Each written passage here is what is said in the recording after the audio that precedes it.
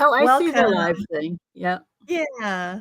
Welcome, everyone. My name is Rita Sa, and I am the co-director of the Culture and Equity Project at UCLA Center X and a lecturer at Cal State Long Beach. And I want to start by acknowledging that as a land-grant institution at UCLA, we acknowledge our presence on the traditional, ancestral, and unceded territory of the Gabrielino Tongva peoples. And today we have the honor of kicking off the Asian Pacific American Heritage Month by speaking with Dr. Jean Kim, who developed the Asian American Racial Identity Development Theory. Dr. Kim? Thank you. Thank you, Rita. It's very good to be here with you. Um, just a few words about myself. I worked at universities and colleges throughout the country, actually. I crisscrossed the country several times, working as an administrator in student affairs and enrollment management. And speaking of land grants, some of the land grant universities that I worked at is University of Colorado at Boulder, as well as University of Massachusetts at Amherst, and also several private institutions as well. And after 37 plus years of doing that work, I retired sort of in 2017 and then joined a search firm, which really focuses on finding leaders, senior leaders for universities and colleges. So it's kind of a same playground, just a different playscape Yeah, that I'm yeah. doing now. Anyway, I'm enjoying myself, and I keep saying I need to work less. But I'm sure that That's we all say that. I and struggle with, especially yeah, educators. Yeah. yes. I struggle with work-life balance all my life, and Yeah. apparently still doing so. But anyway, I'm very happy to be here. Thank you so much. And I'm going to present the Oh, the model. theory. Yeah, the Yeah. model. For those who So don't know, if you can just spend a few minutes just briefly talking us through what is the Asian American racial identity model? sure. Uh, First of all, you did an excellent job creating the slides Thank you. from my work. I really like it a lot. I'm going to say a couple of points of clarification before we start the stages, and that is the concept of racial identity as well as ethnic identity, which are Right. different. Mhm. And Asian American racial identity development is obviously about racial identity, and racial identity is really concerning itself with how an individual person feels about their membership in a socially designated racial group. Yeah. And essentially, it talks about how we deal with effects of racism that is alive and well in this country and has been forever. Mhm. Whereas ethnic identity has to do with individuals' understanding of their specific culture, their values, traditions, customs, etc., Mhm. and understanding sort of the expectation from that cultural group about how you should be behaving. So that's about ethnic identity versus racial identity. And both racial and ethnic identities are social identity, obviously, and within this society, each of them have sort of varying levels of status, if you will, Yeah. and depending on the perceived prestige or status of one's racial group or ethnic group, it Mhm. influences the degree to which we identify with that group. So, more positively perceived, the identification tends to be stronger. More negatively perceived, the identification tends to be weaker. That Mhm. probably makes sense.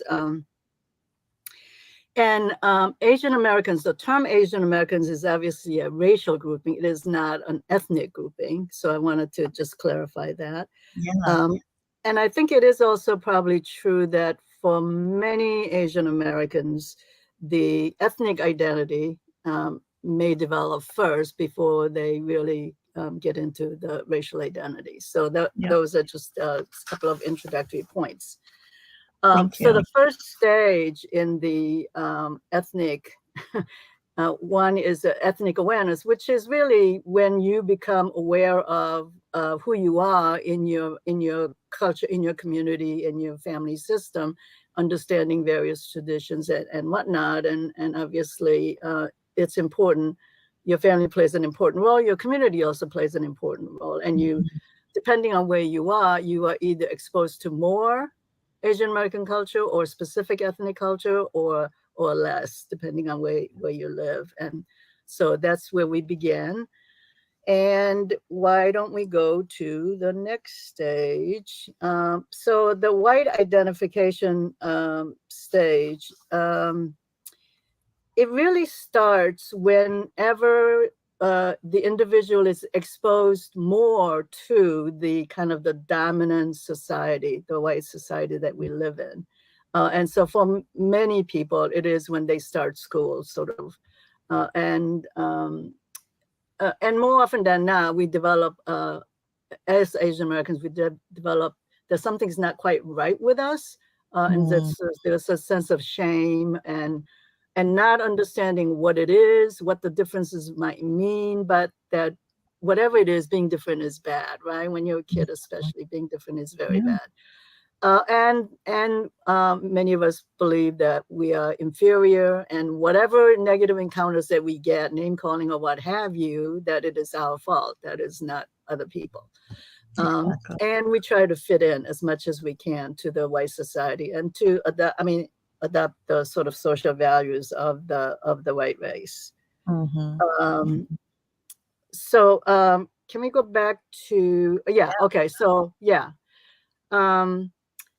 the thing that I want to say about the white identification stage is that the fact is that we live in a country, in a society that has a race-based caste system with its preeminent superiority or normalcy of white standards, white values, mostly about superiority of the white race. And that sort of set of things, all of us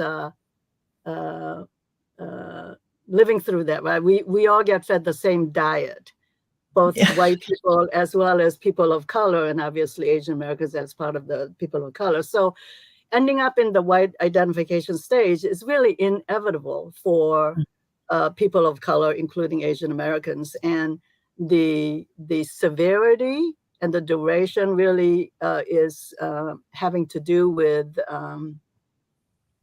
your environment. What else is around you? What support do you have? And so this second stage can be experienced actively, or it can be experienced passively. And if you were like me, when I came from Korea, South Korea, to this country, I ended up in a extremely white environment. And I was always the only person of color and the only Asian American kid.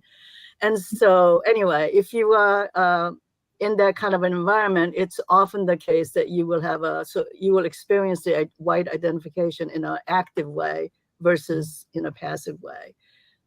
So you avoid or not want to be seen, try to be as invisible as you can, or your Asianness is kind of diminished, or you try to diminish that. Consider yourself to be more like the white people, and you don't think there's anything else, racism on you, that stuff going on. And for this active experience as well as passive experience, both groups do also experience using white values, standards, expectations as the reference group, right? So if you go to the passive stage, more often than not, you might go through this passively if you grew up in more ethnically mixed or more predominantly Asian community, and you wish to be white, may not be that prominent, and you Mm. might not necessarily distance yourself from Asians. You might have sort of quiet wish that you could be. Um, but you don't certainly consider yourself white or wanting to be white in an active way. But again, as I said before, the white standards, values, expectations, and the reference group is remains the same. Yeah. If can I interject real quick and ask a Yeah. question about the active white? If I remember correctly, because I feel like in my experience, I was in the active white identification stage for a very long time, um, probably until until I got to college, and then probably a little bit through college. I'm just kind of working through it, and only Yes. because Yes. I majored in sociology, so I was Yeah. exposed to systems and structures that would put into Yes. place Yes. really Yes. don't Yes. benefit so many groups. Yes. But I also feel like because I was in this white identification stage, um, I had beliefs about Black and brown groups of people, and even within Asians, that I had so much racism and a feeling Absolutely. of, why can't you just act this way? Right. Right. Absolutely. Absolutely. I mean, other than the appearance, some of the kind of the mentality is as if you were the sort of dominant white person because you've Uh-huh. accepted and incorporated all of that. You've sort of internalized the prejudices and racial views, and so you have negative views about your own group, your own self. You Mhm. try to distance yourself, and I don't think it's unusual for especially those of us who end up experiencing it actively to spend many years there.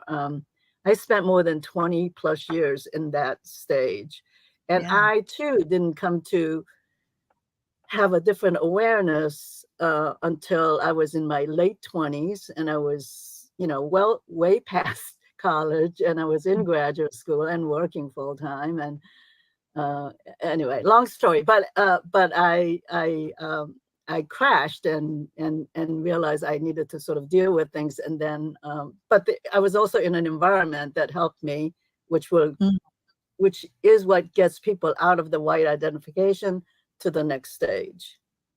okay.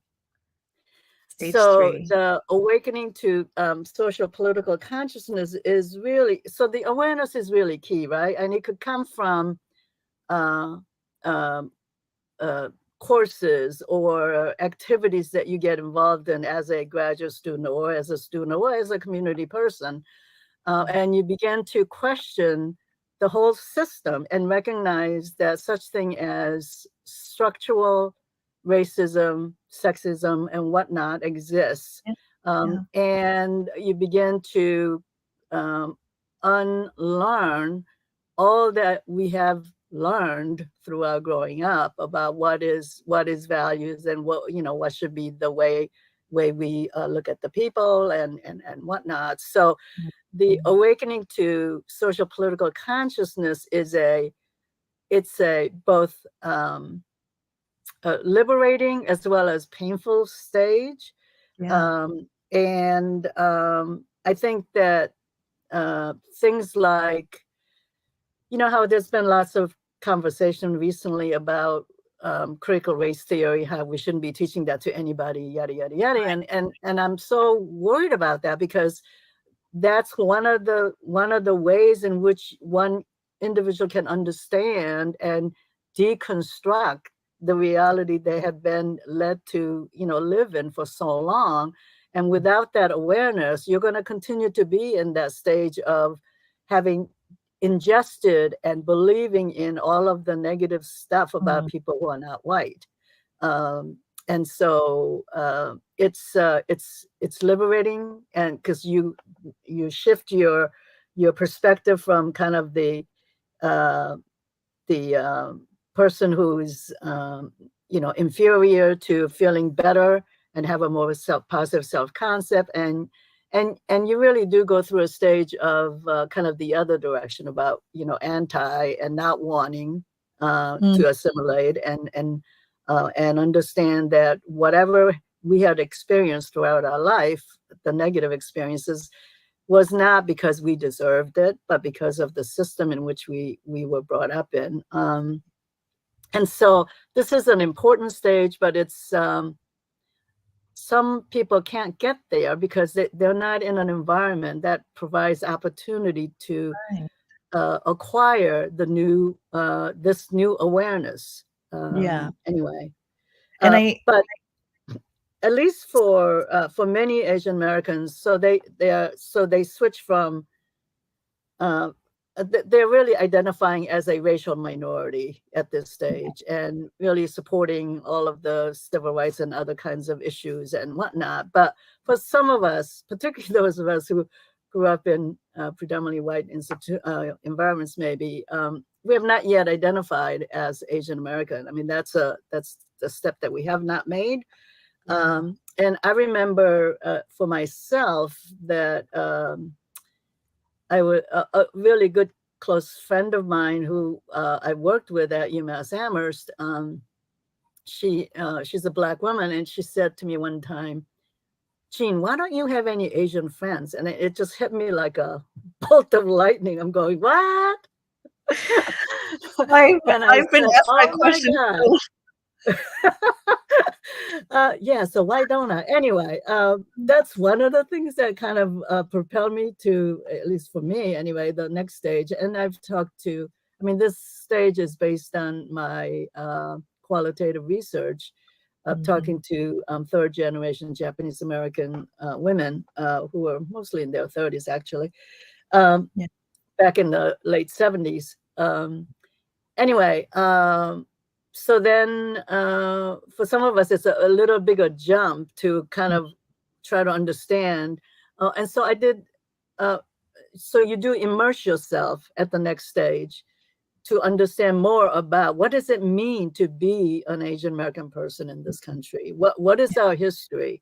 And you learn about all of that. And then you go through the sort of the pain of knowing how long, how many years we as a group, a racial group, have been really victimized by the country, by the society. Anyway, but it often takes the two steps to get to sort of the Asian American consciousness. Whereas when I talk with my colleagues who identify as either African American or Black Americans, it's pretty straight for them, right? Yeah. And I think it has to do with, in part, the level of racism, the degree, the severity, and the particular history in this country. Anyway, Yeah. so Absolutely. redirection is an important and really an exciting part of this journey. And And then, of course, we all want to get to the final stage, which is that Asian Americans feel themselves understanding really all that what it means to be an Asian American person and feeling comfortable in our own skin. But we also understand that it is one of many other identities that we are managing day to day, and that we don't only have to deal with Asian American community or Asian American issues, that we could be kind of in the world, collaborating and working with others who are in a similar stage of awareness. It's really, these are stages of awareness, consciousness about your race or your racial identity. Oh, I just had a question. This escaped my mind. Thank you so much. A question. Oh, here's my question. Yes. There are some critics that I've just read online about this model that says that this model perpetuates this idea that Asian Americans are a monolith. And so what is your response to that? I mean, I can appreciate why that might be a criticism, but I bring all of us back to the concept that we're talking about racial identity development versus ethnic identity development. And also, and I agree and recognize that Asian Americans and Asian communities vast and with lots of different communities. But what I think is important to remember is that we, regardless of whether our background is Chinese, Korean, Japanese, Filipino, what have you, that we share some commonalities across the ethnic groups, and that and particularly three important commonalities. One is we all share the experience of immigration, whether even if you're not the first generation, right, of having Right. sort of come to a Western culture or this country. The other is that we also share some important cultural values like group orientation versus individual orientation, more externally focused view of the world versus internally focused view of the world. And then maybe most importantly, how we are responded to and treated by the others that we come across Yeah. is that we are seen as one group, right? We are, Yeah. one Asian face replaces any other Asian face. And our history is, chock full of the examples of that is. I mean, one of the cases that all of us know, I'm sure, is the 1982 murder of Vincent Chin in Detroit, Michigan. He was murdered by two white men who mistook him for being Japanese. And even at that time, there was a major issue with Japan, with the auto industry here, and there was a lot of negativity. And so, they didn't care. They didn't stop to say, oh, wait, Vincent Chin, that might be Chinese and might not be Japanese, so we shouldn't kill this person, right?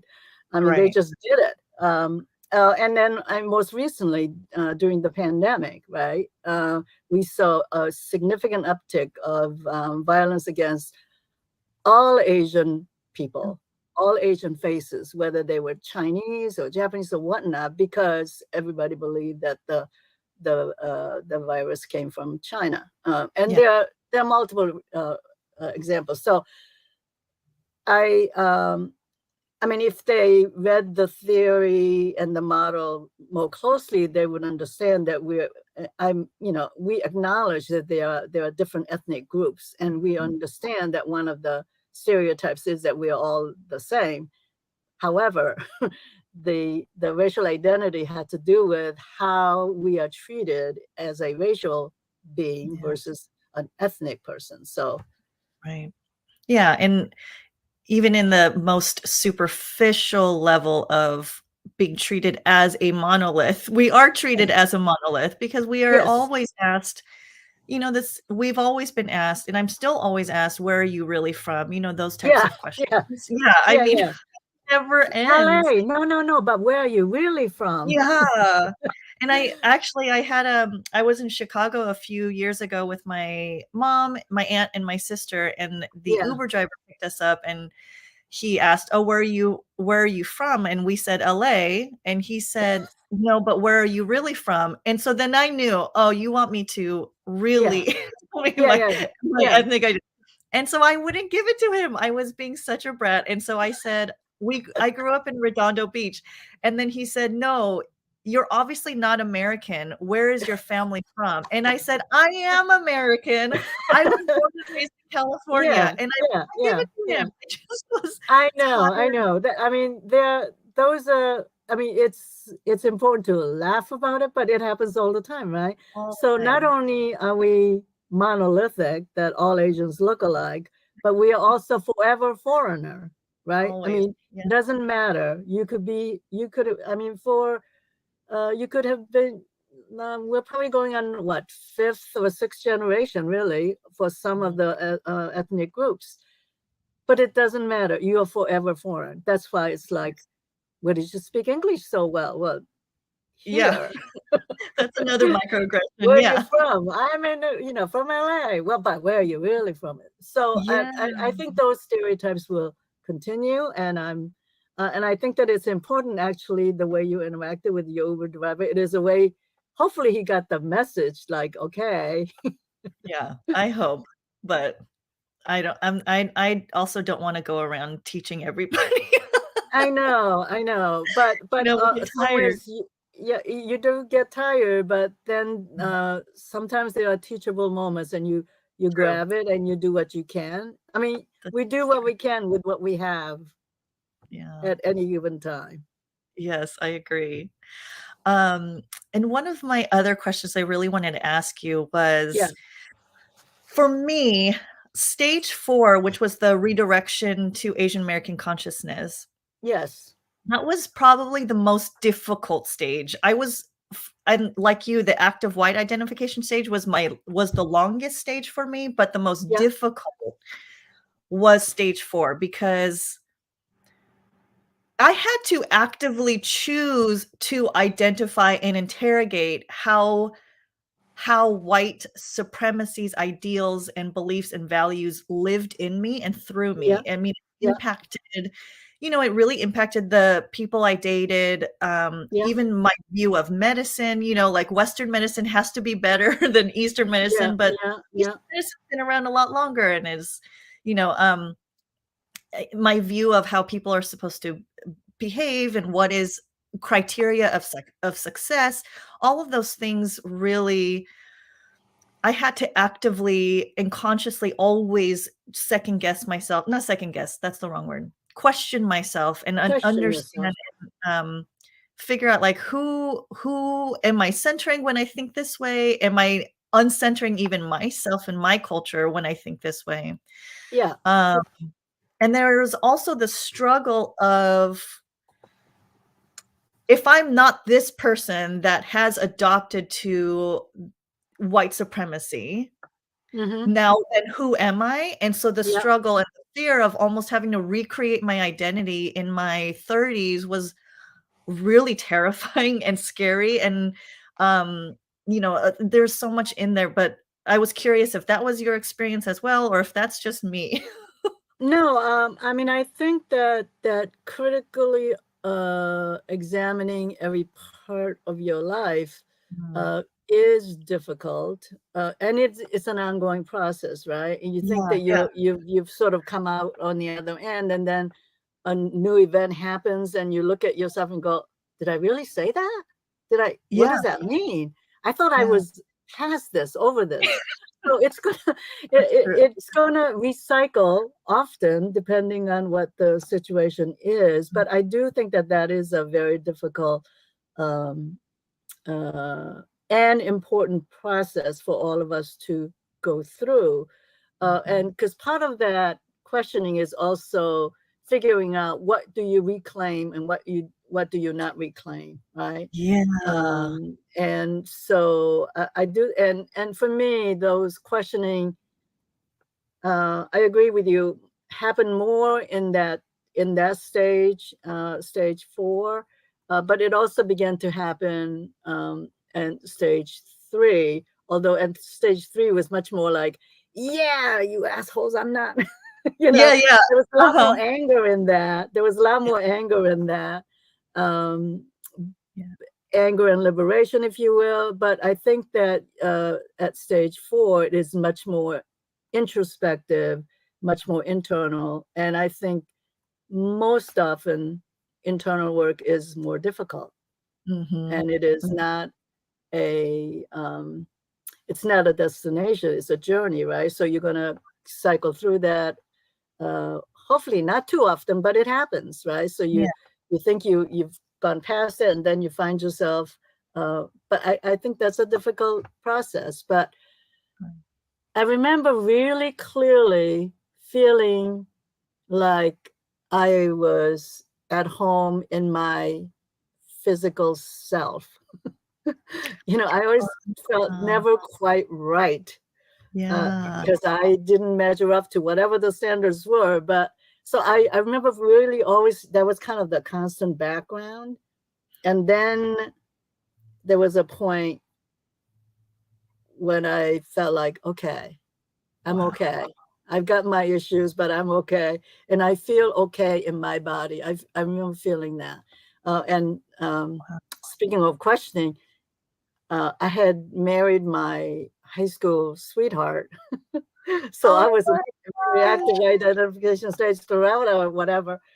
And then when I was going through this, it was it was very, so I had to question, like, did I Right. marry David because I really loved him, or because he was the white boy next door, kind of a thing.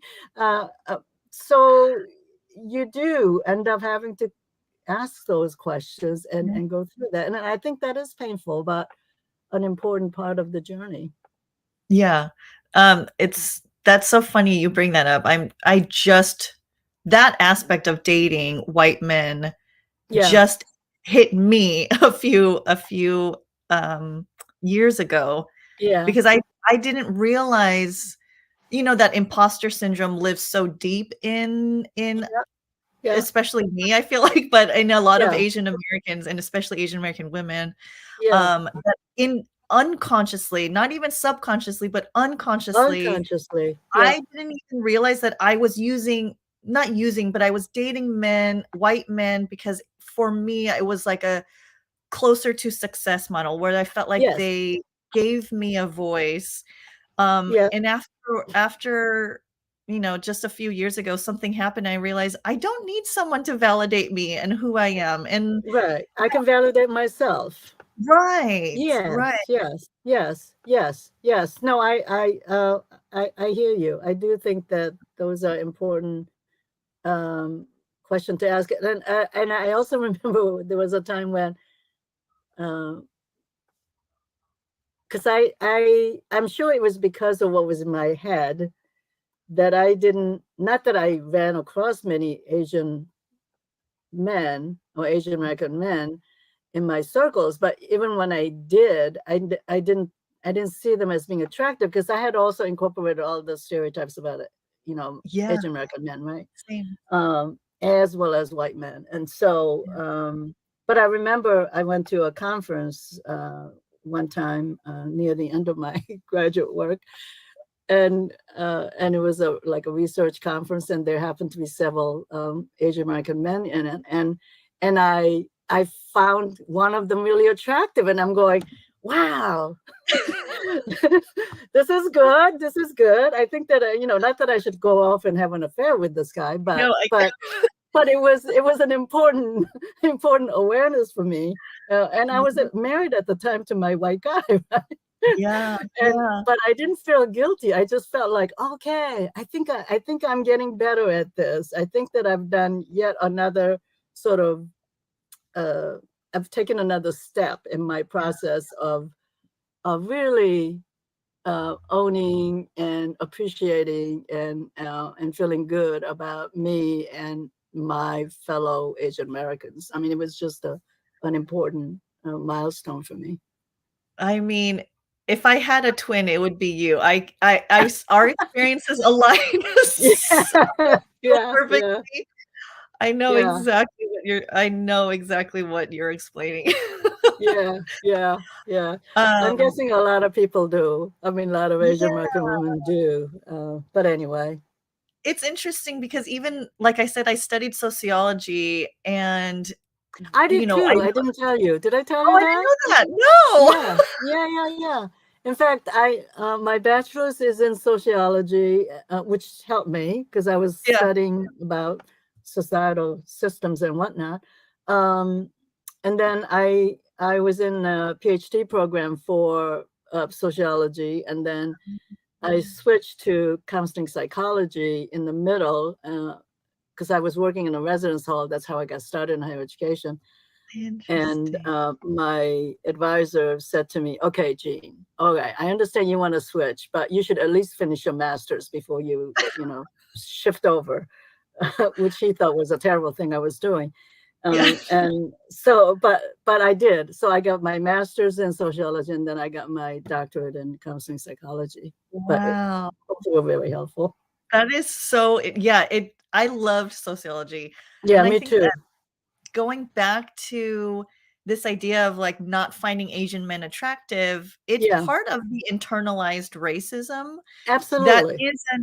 is a symptom of white supremacy, right? But, Yes, yes. um, even though I had learned and had to write papers about internalized racism, Racism. I still didn't get it until I was older. Yeah, It yeah, I don't yeah. I mean, I always feel like I wonder if sometimes we just need time to grow up and have wisdom to be able to reflect back and go, oh, that was actually really racist, or Yeah, yeah, something that I yeah. didn't value about myself. Because when we're Well, young, I don't know if we have the capability to do that, but I don't know. That's my own. yeah, no, I mean, I think certainly life experience helps as you grow older. Yeah. But I also think the environment is so very critical. You know, if I wasn't exposed to sociology, psychology, if I wasn't exposed to other people who were really uh, fighting about civil rights, and if Mm, I didn't get involved in, you know, women's rights and all of those things, I would probably just be stuck where I was. And I look at, I mean, my mom passed a couple years ago, but she used to say to me, "What are you doing? Don't study that shit. You know, it's terrible. You know, yeah, what are yeah. you doing? You know, people are going to arrest you and things like that." I'm going, no. Mm, But she was clearly stuck in the white identification stage. And so when I was going through my sort of the rabble rising, you know, stage 3, I used to look down on her. And then I realized afterwards, I'm going, no, she's doing the best that she can, yeah, right? I mean, right. you do what you can. And so people are where they are because that's the best that they can do. And they don't have the support, the environment, the information to look at things differently. And Yeah. it's not their fault. It's just that they haven't got the access to that. Yeah, Um, and also it's a form of survival. Assimilation yes, is a form of yes. survival. Yeah. Absolutely, absolutely. Especially for the first generation, like our parents' generation. Like I'm 1.5, my mom is 1 point, and I used to do consulting with corporations, and I would talk about this with some of the Asian American workers in the corporation, and they were mostly first generation people, and for them they go, okay, I think this might apply to my kids more. I understand what you're talking about sort of on the Yes. head level, but for us, we need to survive and thrive, and the only way we can do that is by assimilating and accepting and incorporating all that is here, Yeah, meaning the white standards and true. white values. And so, I mean, I think it is definitely true. Definitely Yeah, true. yeah. Well, we've gone a little Ah, past what I had promised you, but I am so this conversation I know we could have for hours. yes, And I yes. know you held these conversations for hours, but thank you so much for taking your time. Um, and then anybody, if you have any questions, feel free to place them into the chat, and um, Jean and I can get back in, we'll answer after this live. But everyone, Okay. thank you so much. Thank you. I appreciate it. Have a good Thank rest of the day. thank you.